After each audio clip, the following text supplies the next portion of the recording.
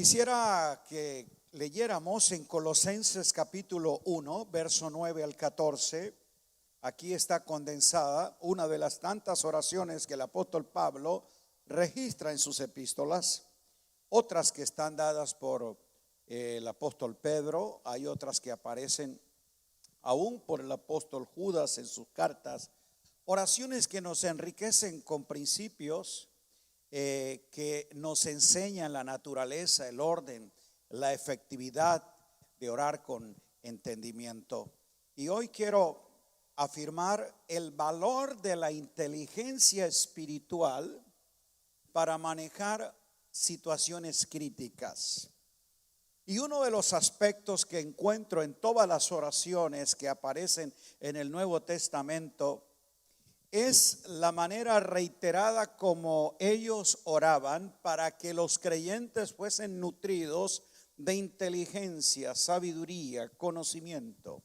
Si tú observas todas esas oraciones, lo que tiene que ver con conocimiento, inteligencia, sabiduría, que puedan saber, que puedan entender, que puedan crecer en lo que es iluminación, revelación, es el punto central de la oración, porque es de allí donde nosotros vamos a obtener la dirección de Dios en cualquier situación de nuestra vida.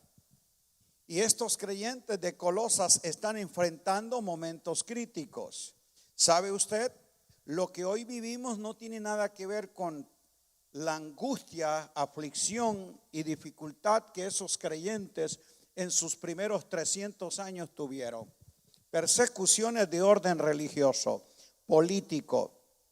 Además fueron expatriados, o sea, dejaron su tierra, dispersos, no solamente desintegrados de su tierra, sino de su familia.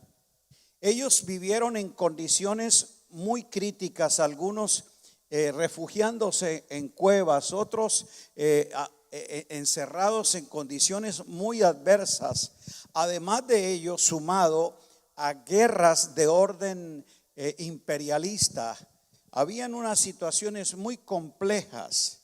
Sumado a esto, una economía crítica, porque la pobreza, el desempleo y la esclavitud era prevaleciente en todo el imperio.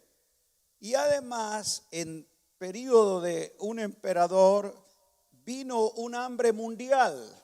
Eso sucedió en el periodo de Claudio Festo. Escuche entonces el drama que surge de esto, que también estuvieron asediados por plagas, por pestes y situaciones muy complejas.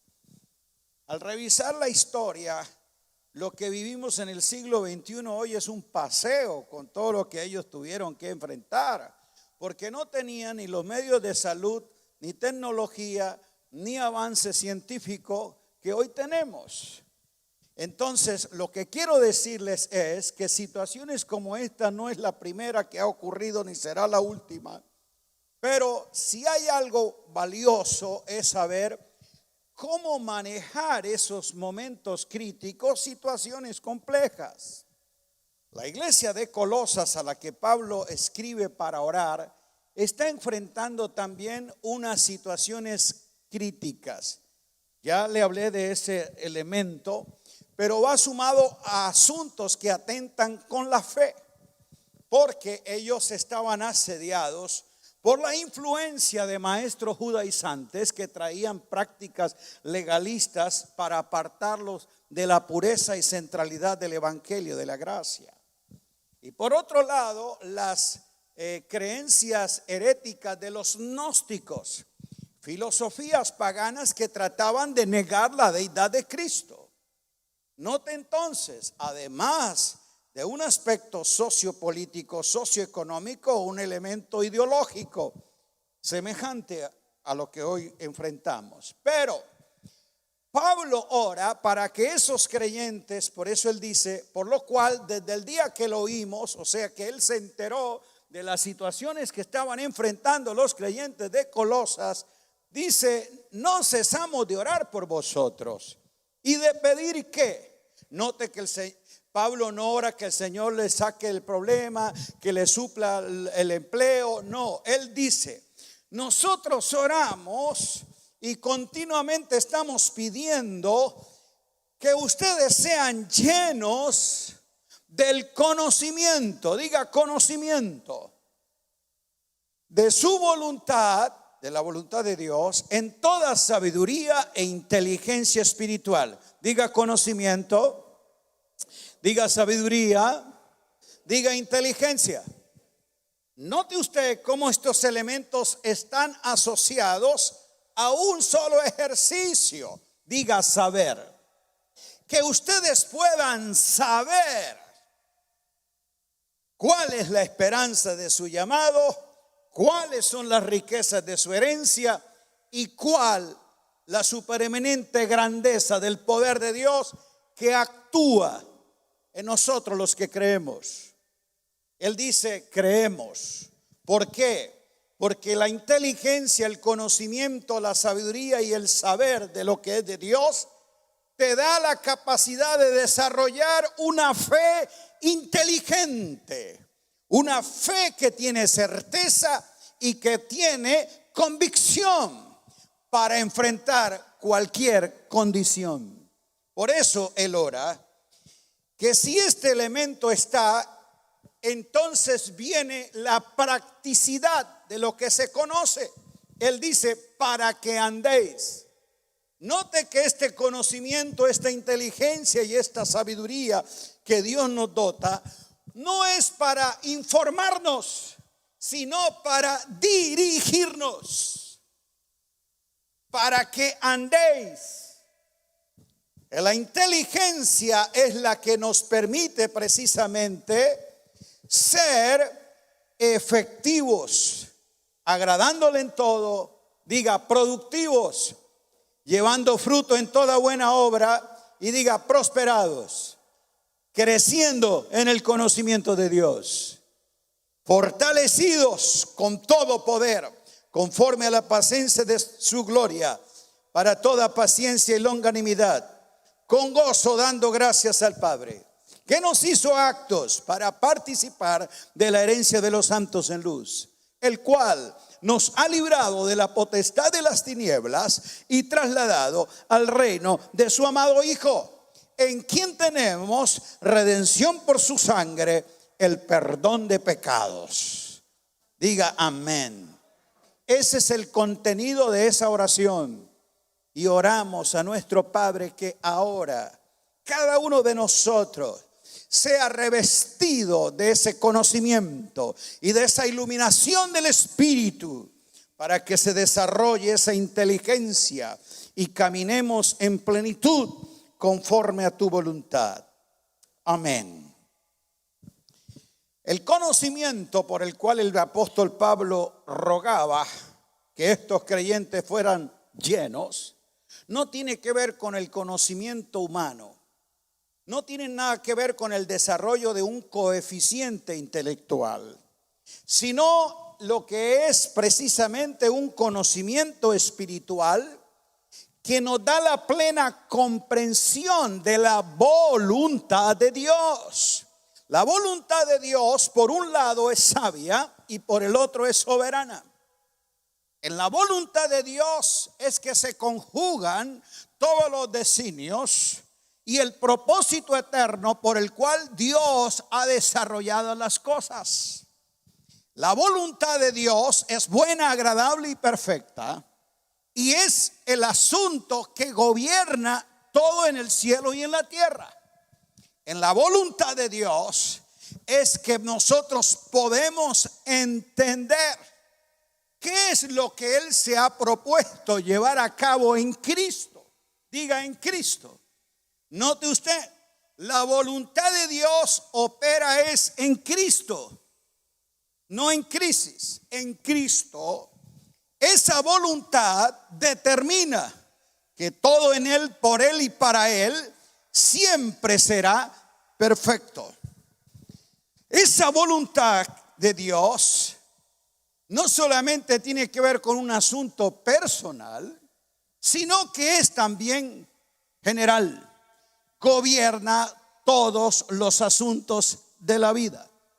El problema con muchos de nosotros, para manejar situaciones críticas y actuar en momentos de confusión, de incertidumbre, somos erráticos y a veces torpes en nuestras decisiones, porque realmente no estamos ejerciendo el conocimiento de la voluntad de Dios, que viene, diga, por iluminación.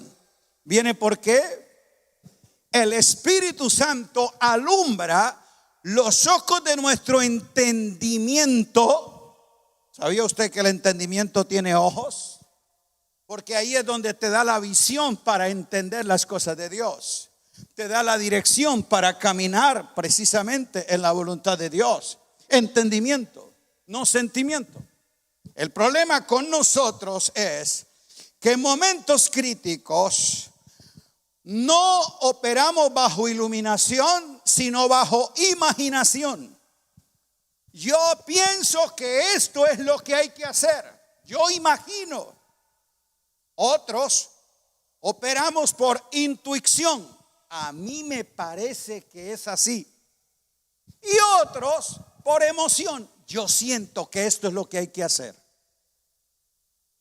Ni la intuición, ni la imaginación, ni la emoción es la que nos lleva a tomar una decisión, sino que ora para que haya iluminación y podamos entender.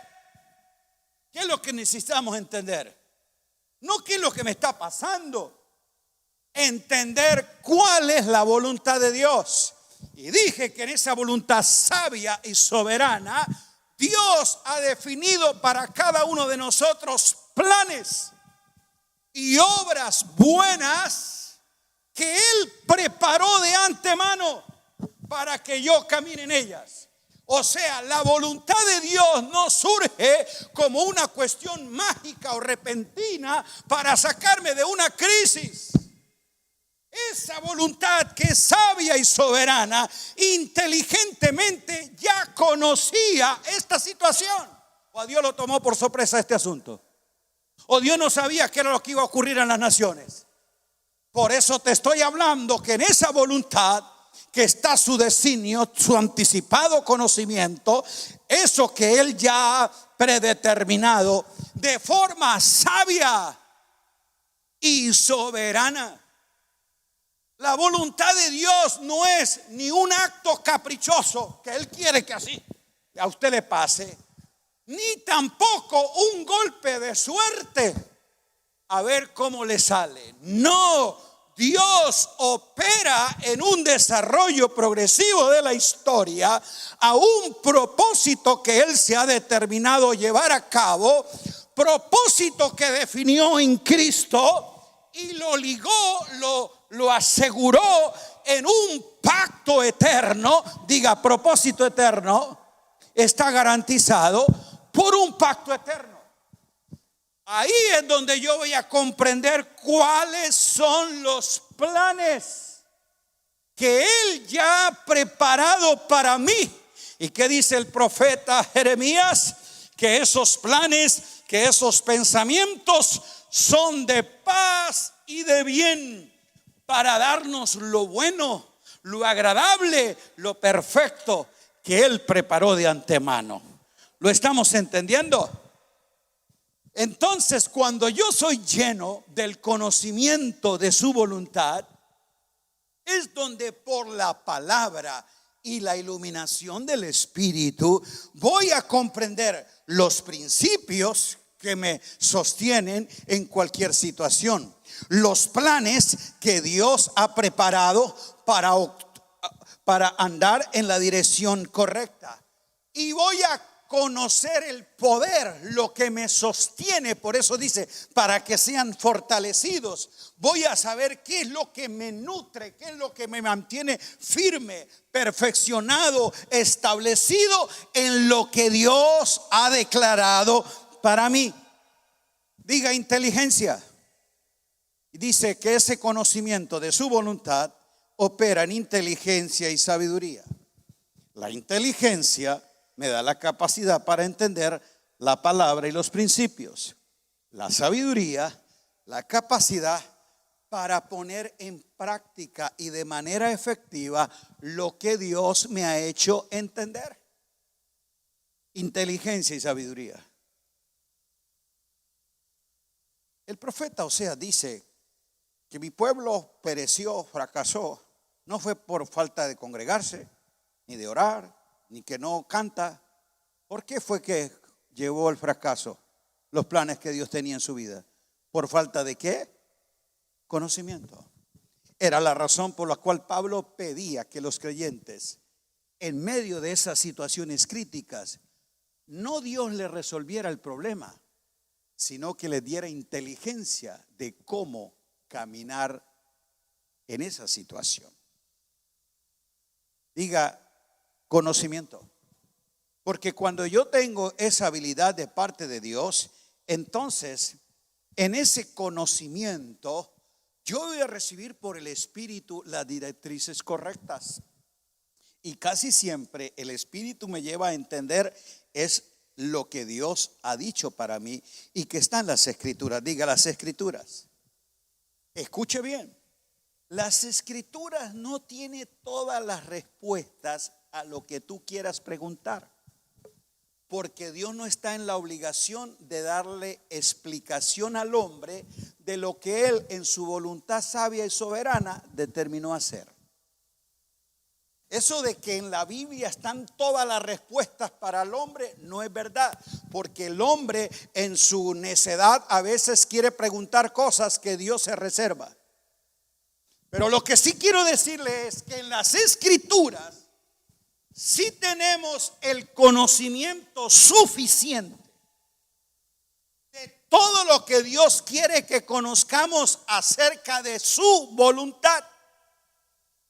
En las Escrituras sí está toda la revelación que Dios quiere que yo reciba y que por iluminación yo proceda para ser efectivo en aquello para lo cual Él me ha escogido. O sea, en las Escrituras está todo lo necesario. Y es precisamente en el conocimiento de esa palabra que yo voy a poder entender lo que Dios quiere que yo haga. Por eso dice que seáis llenos de su voluntad para que andéis. Porque cuando Dios te da iluminación, no es la información para que llene tu mente de datos, ni tampoco el conformismo para que se siente pasivo a esperar un milagro. No, la iluminación te da a ti precisamente la dirección. Diga, para que andéis.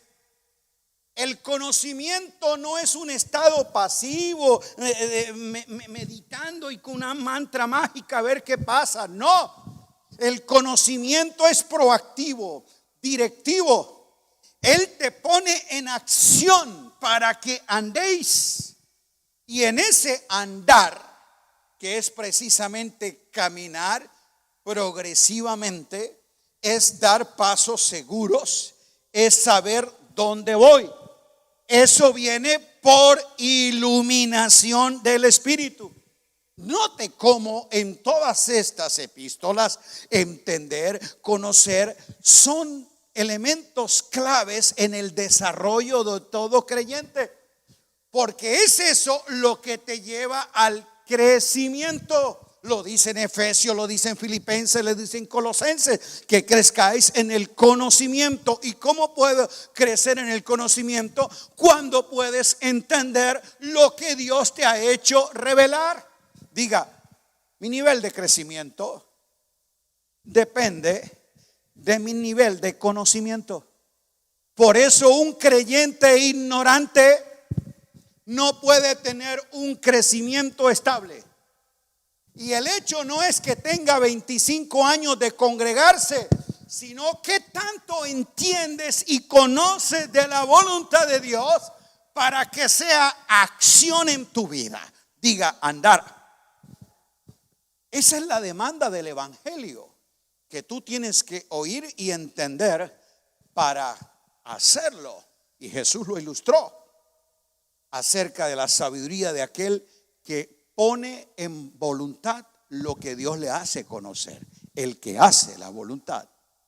Por eso cuando Jesús predicaba el evangelio, él siempre a las multitudes les demandaba algo.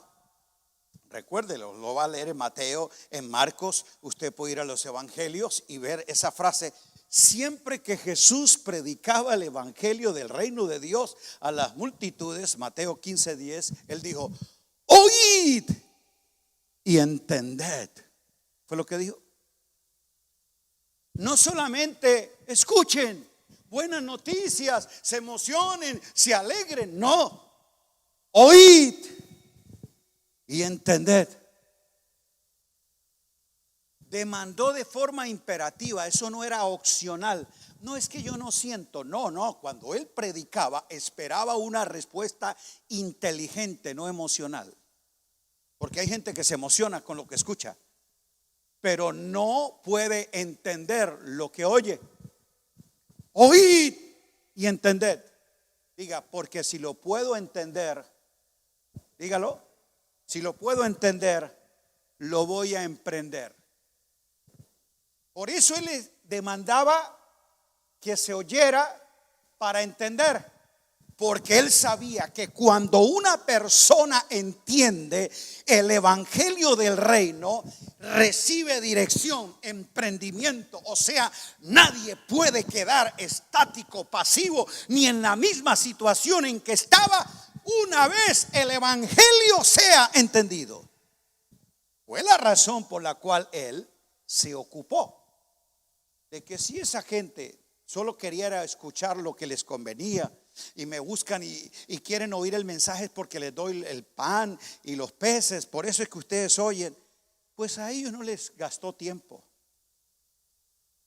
Jesús invirtió su tiempo, eran los discípulos que sí querían entender el evangelio. ¿Qué hizo Jesús? Dice que luego él en privado les aclaraba para hacerles entender los misterios del evangelio del reino de Dios. Hermano, a Jesús no lo impactaba las multitudes que lo seguían, ni ese era el aliento él para seguir haciéndolo. A él lo comprometía eran los pocos que querían entender. ¿Y qué hacía con ellos? Les dedicaba tiempo para aclararles, para explicarles, que pudieran entender los misterios del reino de Dios. ¿Por qué? Porque precisamente la fe inteligente es la que te va a dar fortaleza en situaciones críticas. Un creyente emocional que dice amén a todo, viene cualquier viento y se destruye. Cualquier situación y se deprime. ¿Por qué? Porque a ti no te va a sostener en momentos de turbulencia la emoción que tuviste, sino el conocimiento que has recibido. Diga, entender. Entonces, es precisamente en ese entender que yo puedo ser efectivo, ser productivo, ser diligente. A ver, repítalo conmigo, diga, no puedo ser más de lo que entiendo. No puedo ser más. O sea, de lo que entiendes hasta ahora, eso eres. No puedes ser más de eso. Por eso es que el Espíritu tiene una acción directa, continua en nosotros, dándonos a conocer. El Espíritu de verdad que habita en nosotros ejerce un ministerio constante. ¿Cuál es? Él toma de Cristo y nos lo hace saber.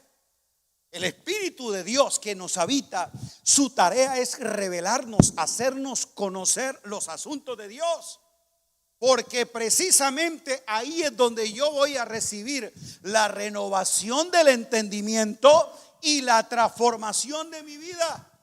Nunca podrá haber transformación del carácter si no hay renovación del entendimiento. Y no va a haber renovación del entendimiento si no puedes saber más de lo que hoy entiendes. Esa es la tarea de Dios, llevarnos. Y ese es el creyente que tiene inteligencia. Puede discernir lo que está pasando y tiene sabiduría. Puede actuar en la situación que pasa. Pero el creyente que no conoce se siente confundido. ¿No ve usted la angustia de muchos creyentes hoy?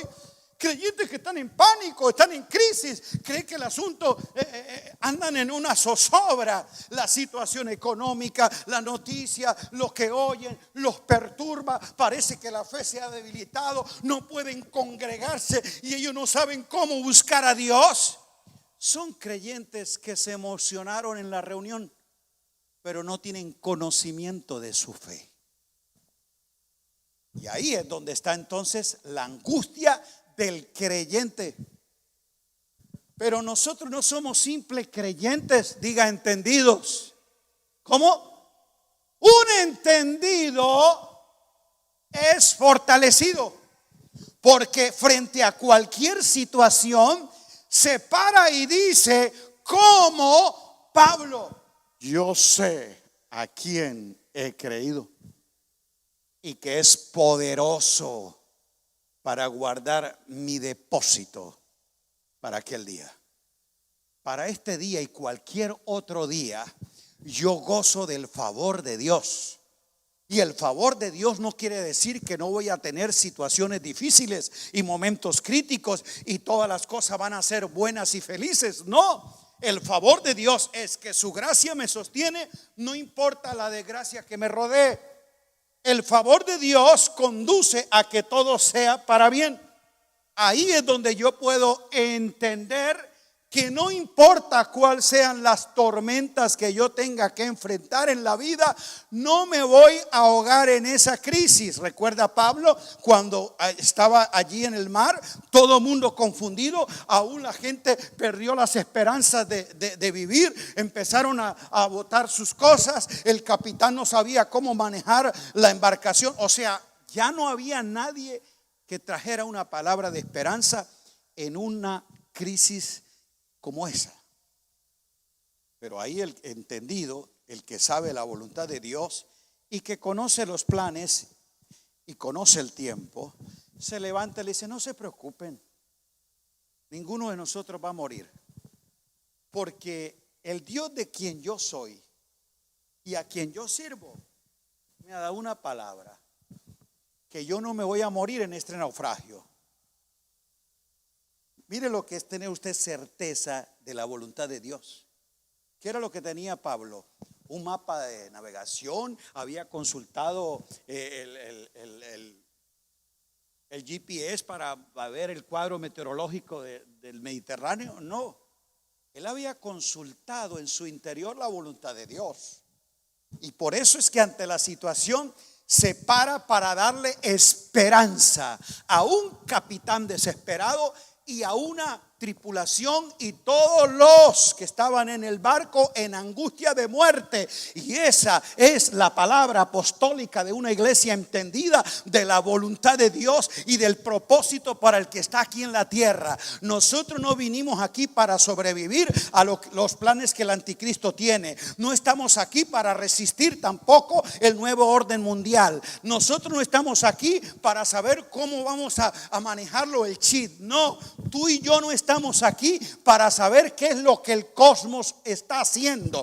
Tú y yo estamos aquí es para saber cuál es el propósito eterno que el Padre ha definido con nosotros ahora. Y Pablo lo dice en Efesios 3:10, para que la multiforme sabiduría de Dios sea conocida ahora por medio de la iglesia. La iglesia es en esta hora crítica de la historia de esta humanidad confundida, perversa, donde hay planes de iniquidad, que se necesita una iglesia inteligente, entendida del plan de Dios, de la voluntad de Dios, del propósito de Dios, y le grite esperanza y le grite dirección, y pueda esa iglesia decir, yo sé en quién he creído.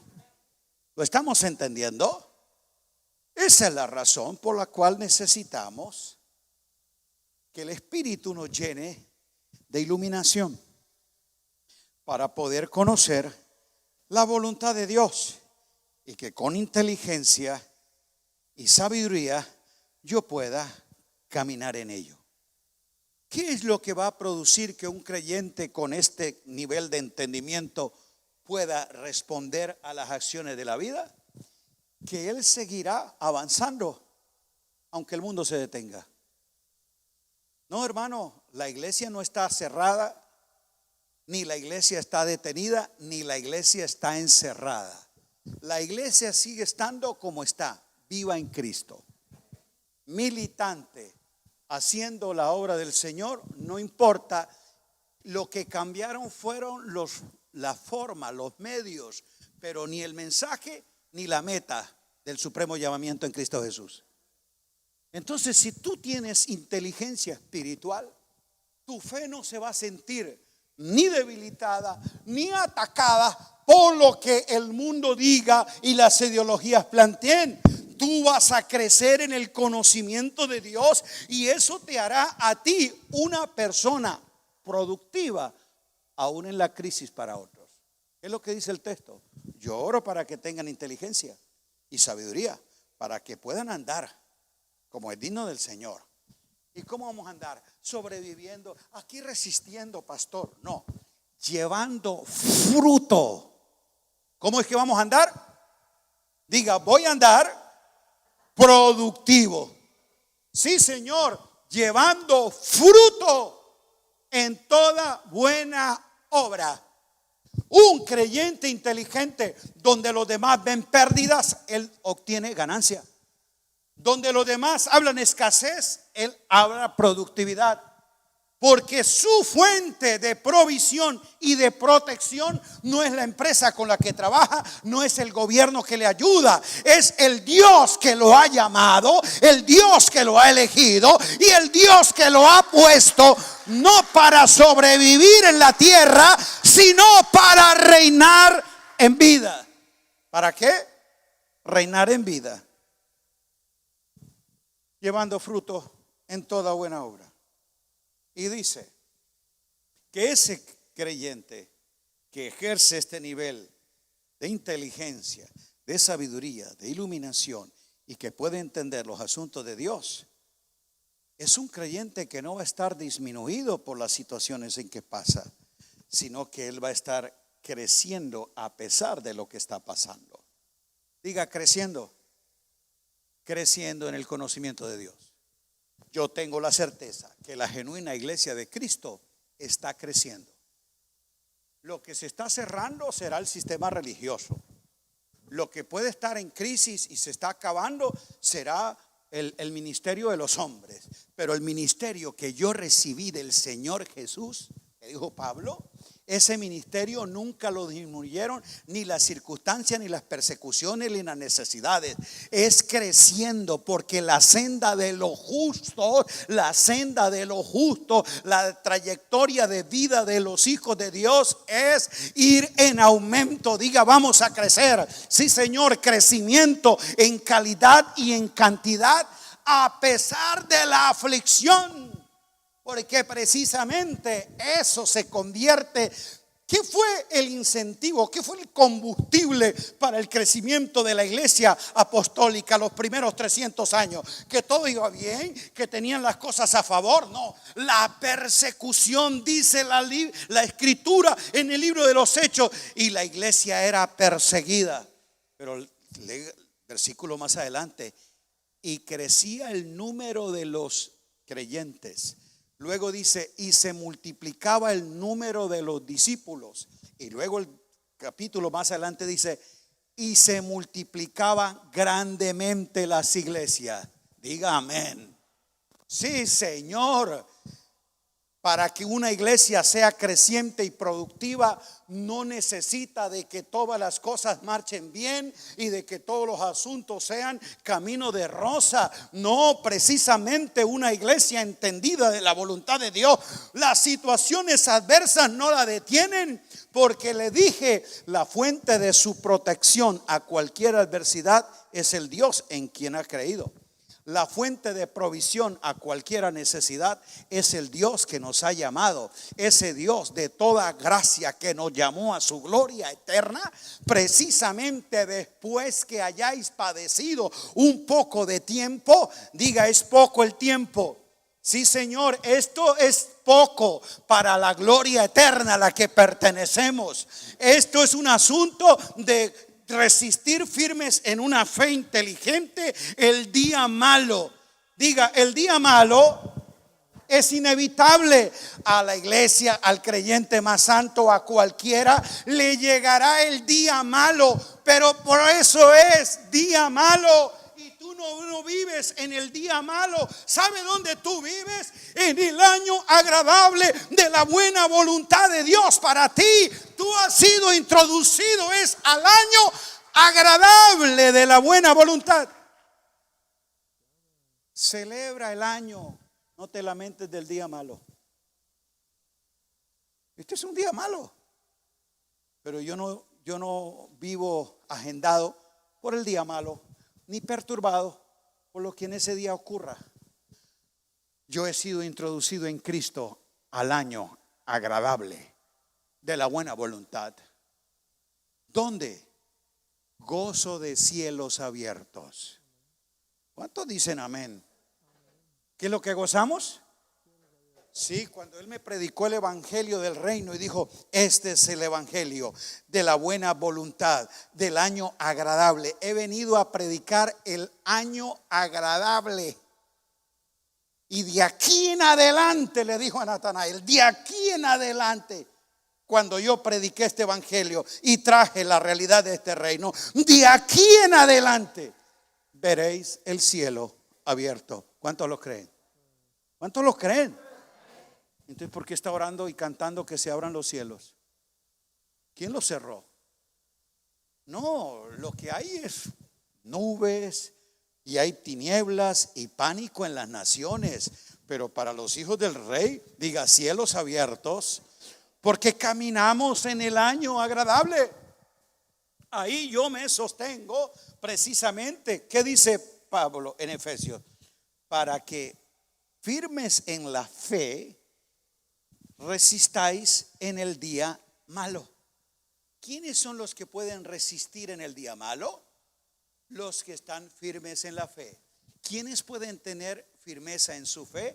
Los que han crecido en el conocimiento de Dios. Esa fe raquítica, esa fe débil, esa fe pálida de la emoción de la reunión no te va a sostener en el día malo. Lo que vas a resistir firme en la fe el día malo es una fe inteligente, una fe que sabe, una fe que tiene certeza, porque eso es fe. Fe es la certeza de lo que se espera, la convicción de lo que usted no está viendo. Tú no puedes tener convicción en algo que no entiende. Tú no tienes certeza en algo que no conoces. Por eso esa fe sabe, esa fe se sostiene, esa fe ha tenido desarrollo por la iluminación del Espíritu en lo que la palabra de Dios declara para mí. ¿Y cómo voy a salir de ese proceso? ¿Qué dice el texto de Colosenses para ir terminando? Dice, fortalecidos con todo poder. ¿Cómo es que yo soy? Fortalecido con todo poder, conforme a la potencia de su gloria. Note usted, fortalecido, poder, potencia. Eso es lo que tiene el desarrollo de un conocimiento de lo que tú has creído. No de lo que has sentido, de lo que has creído. Ahí tú te puedes parar firme y vas a tener eso, fortaleza. Y Pablo utiliza aquí dos términos interesantes. Uno es dunamis y el otro es exousia. Porque dunamis tiene que ver con la capacidad, la habilidad de usar el poder. Pero exousia con la autoridad y legalidad para usarlo. A ver, le explico. Un ladrón y un policía Los dos tienen yo diría el dunamis, o sea, el poder, la habilidad de usar la pistola. Los dos tienen la destreza de usarla. Pero si van a un enfrentamiento y un bandido mata a un policía, él va a un juicio, ¿sí o no? ¿Pero por qué si él tiene la habilidad? Sí, pero él no tiene la exousia, que se llama la legalidad, la autoridad para usar el poder. ¿Estoy haciendo entender? Y eso es lo que nos da el conocimiento de Dios. No solo el poder, sino que nos da a nosotros la autoridad, la legalidad para hacerlo. Así que tú tienes las dos cosas dadas en Cristo. Y lo que tú hagas, ningún acto de autoridad va a ser ilícito. Es precisamente por el poder que tú representas. Y tú estás representando el poder de aquel que dijo: toda potestad me es dada en el cielo y en la tierra. Aplauda el nombre de Cristo. Ahora, fortalecidos conforme a la potencia. Y ahí usa otra palabra, y es megas. Y potencia, megas, ya está hablando precisamente es de la expansión, de la plenitud, de la detonación que tiene ese poder, conforme a la potencia de su gloria. Lo que está diciendo es: la fuerza explosiva que está en ti radica del Cristo que está en ti. Por eso dice, conforme a la potencia de su gloria, de Cristo. El que te sostiene, el que te da la habilidad, el poder y la autoridad, no es el Jesús de Nazaret, el Jesús encarnado, el varón judío, ni el mártir del Calvario, ni el Señor del Santo Sepulcro. No, el que te da esa habilidad, poder y potencia que tiene expansión en ti es el Cristo glorificado, el que se ha sido revelado e impartido a ti, el que tú conoces porque sabes en quién has creído. O tu fe está en el niño de Belén. Porque algunos todavía tienen fe en Jesús de Nazaret. Por eso es una fe emocional, cultural. Jesús de Nazaret es el varón judío. Ese no es el que te fortalece a ti. Ese quedó allí en los evangelios. El que te fortalece a ti es el que resucitó. Porque dice según el poder de su resurrección. ¿Está aquí conmigo?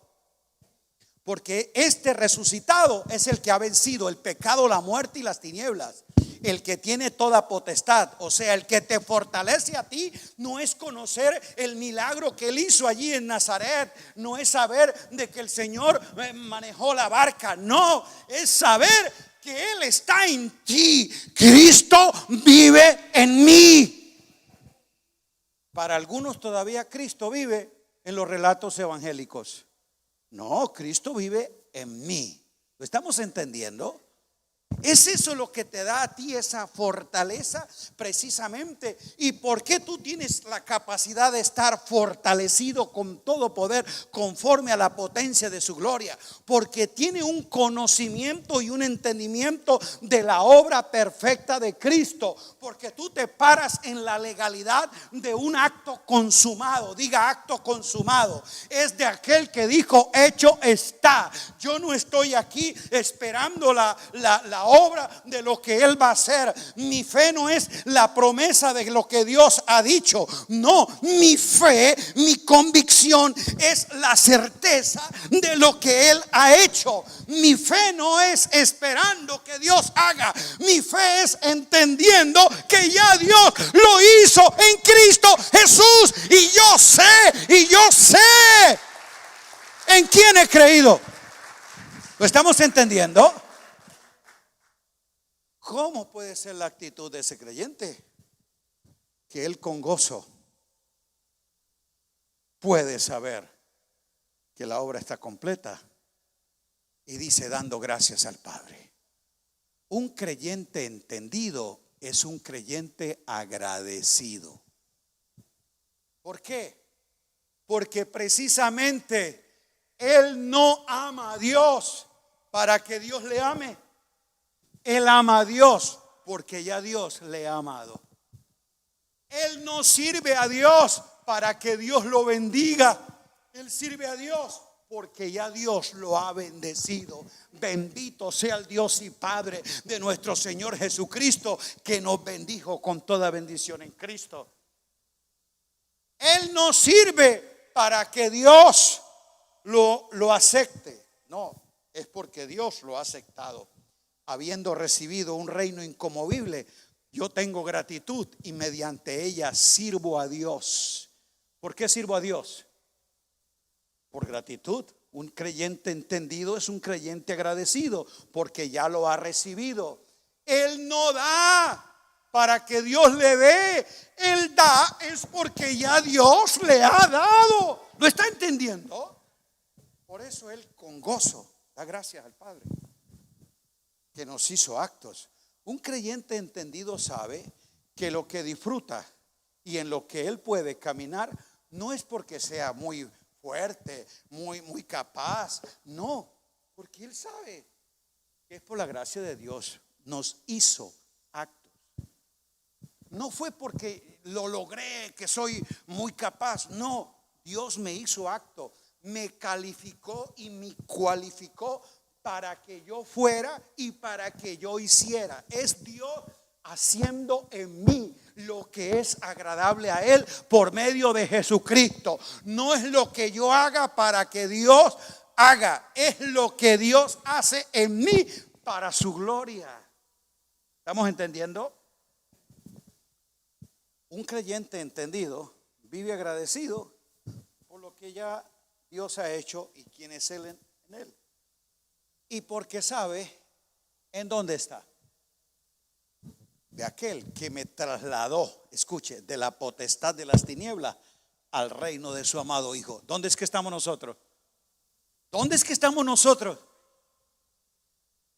Si de verdad tú entiendes eso, usted no eres un sobreviviente en la tierra. Usted no está aquí viviendo el drama mundial de la humanidad. Tú estás aquí cumpliendo el propósito eterno de Dios. Porque aunque caminas en el mundo, no eres del mundo. Tú eres ciudadano, tú eres participante del reino de su amado Hijo. Note, un creyente entendido sabe precisamente que lo que Cristo hizo no fue quitarle los malos hábitos, sino sacarlo de un mal hábitat. Tú estabas en este hábitat, la potestad de las tinieblas. De ahí fue donde el Señor te arrancó y te trasladó al reino de su amado Hijo. Tú eres un salvo no porque dejaste los vicios, sino porque el Señor te quitó el hábitat en el que estabas. ¿Aló? Un creyente entendido no es un pecador convertido que ahora ama a Dios. Tú no eres un pecador convertido. Tú eres un hijo renacido. ¿Aló? No fue que dejaste los vicios, ni que este viejo hombre fue cambiado y ahora ama a Dios. Ese viejo hombre, el Señor lo mató en la cruz, lo declaró inactivo y te hizo un nuevo hombre. ¿Qué es lo que tú eres? Ese es el problema de muchos creyentes que no entienden. Todavía están tratando de corregir, convertir, disciplinar y educar al viejo hombre. No, a ese usted, con ese usted no cuente. Ese ni se convierte, ni se educa, ni se libera, ni se echa fuera. Se crucifica y Cristo ya lo hizo. Lo que tú te tienes es que desarrollar el nuevo hombre, creciendo, precisamente como eres un renacido, hay un crecimiento de lo que tú participas. ¿Qué es lo que participas? Diga, de la naturaleza divina. Escuche, naturaleza. Eso fue lo que has recibido. Una vida nueva, una naturaleza nueva, una ley nueva, una mente nueva. Es nuevo en Cristo. Si alguno está en Cristo, es nuevo, es de otra naturaleza y participa de ello agradecido. ¿Y por qué? Si estas razones no te dan base para vivir agradecido y con gozo, definitivamente un creyente no entendido es un creyente aburrido. ¿Sí? Porque si no entiende lo que ha ocurrido, si no sabe lo que en él ha pasado, no tienes razones para celebrar. Pero un creyente entendido es un creyente agradecido. Dice con gozo: doy gracias al Padre que me hizo apto para participar de la herencia. Soy heredero, soy bendecido. Ahora vivo en esta plenitud porque en Él tengo redención por su sangre, perdón de pecados. Un creyente entendido sabe que el Señor le ha hecho no un pecador perdonado, sino un hijo justificado. ¿Qué es lo que tú eres? Muchos no entienden eso. Por eso es que ese creyente que no entiende lo que ha sido hecho en Cristo, cuando le predican condenación, ¿cómo se siente él? Condenado. Y usted en aquella vida que hiciste esto, que hiciste aquello. Yo he visto creyentes de 20 años en el evangelio, cuando escuchan un mensaje de condenación, pasan al frente: Señor, perdóname, yo pidiendo perdón por lo que hicieron hace 20 años, hace 7, hace 15. Usted no entiende. Tú no eres un pecador perdonado que se te está recordando el pecado que cometiste. Tú eres un hijo justificado, viviendo agradecido, con gozo, que nos hizo actos y nos dio redención por su sangre, el perdón de pecados. Y cuando Él me perdonó, yo sé que dijo: nunca más me acordaré de tus pecados. ¿Quién dijo eso? El que lo perdonó y el que lo justificó. Porque como hijo justificado, diga: soy hijo justificado. Como hijo justificado, yo me acerco al trono de la gracia, no llevando mis desgracias pasadas, sino recibiendo del Señor oportuno socorro. Yo me acerco al trono de la gracia, no a la silla del juicio. Me acerco al trono de la gracia, donde el Dios de toda gracia me ha dado camino vivo y libre, que puedo entrar confiadamente, y de esa plenitud tomamos todos. ¿Tomamos quiénes? Todos los hijos justificados. Gracia sobre gracia, porque ser justificado es ser visto y tratado como si nunca lo hubiera hecho. Y yo sé que lo he hecho, pero mi conciencia de pecado está puesta bajo la justicia de Dios, porque Él ahora me ve justo en el justo. Perdón de pecados. No hay ninguna condenación para los que están en Cristo Jesús. ¿Dónde están los que están en Cristo? Hay otros que están en crisis y eso les mantiene perturbados. Pero si tú eres entendido, precisamente, y con esa inteligencia, Dios te dará la forma práctica de caminar en su voluntad. Y en su voluntad, todo en tu vida será bueno, agradable y perfecto. Póngase de pie, por favor. Que sea bueno no quiere decir que todas las cosas serán agradables. Algunas no son tan buenas, pero precisamente esa es la bondad de Dios, que a pesar de eso lo conduce para nuestro bien. Algunas cosas no son tan perfectas que las hagamos, pero ahí es donde está la gracia de Dios, que Él sí sabe escribir derecho en renglones torcidos. A veces tú y yo como que no es tan derecho nuestro camino, pero ahí está donde está su gracia, que a pesar de eso Él siempre nos va dirigiendo a lo agradable y perfecto, porque su propósito ha determinado que el producto final sea lo que está hecho en Cristo. Qué bueno que es Dios. Y oro que el Espíritu de gracia nos dé a nosotros entendimiento de cómo operar efectivamente en estos tiempos que humanamente son críticos, complejos. Pero ya lo sabe, ese Dios que todo lo preparó de antemano, todo esto también está bajo su control.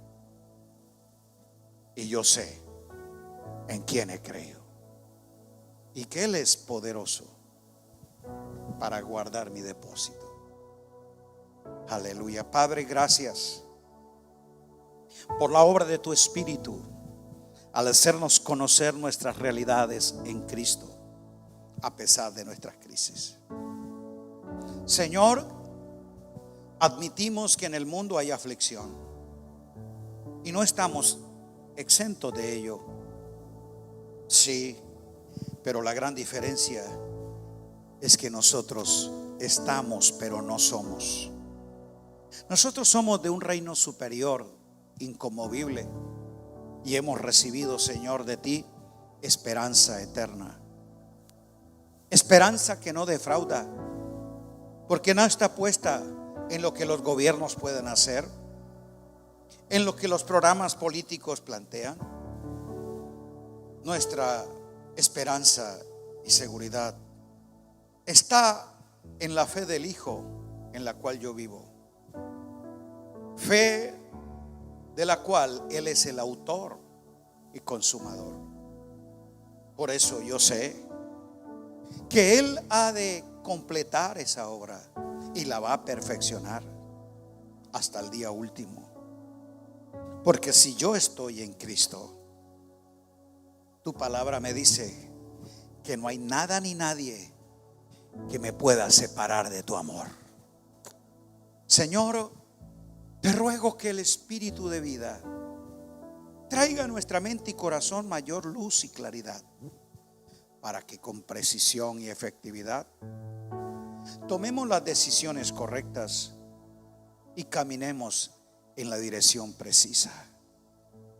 Señor, gracias, gracias, porque a tus planes es más efectivo un creyente entendido que un creyente emocionado. Queremos entender, porque si yo sé, me voy a gozar con gozo, dando gracias al Padre, celebrando tu victoria y dándote gracias en todo y a pesar de todo, porque Dios es fiel, y es fiel que nos llama, y es fiel el Dios que también lo hará. A Dios sea la gloria por siempre en la iglesia en Cristo Jesús. Amén.